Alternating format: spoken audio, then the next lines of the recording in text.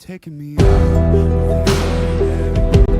These moments remind me of every late night, every struggle, every project is all shaping who we're becoming.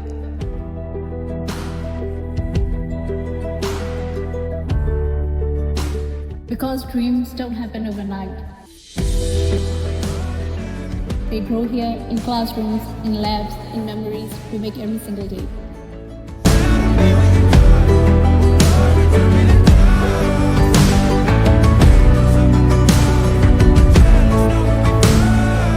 And someday, when we are the ones in those gowns, I know this place will still feel like home.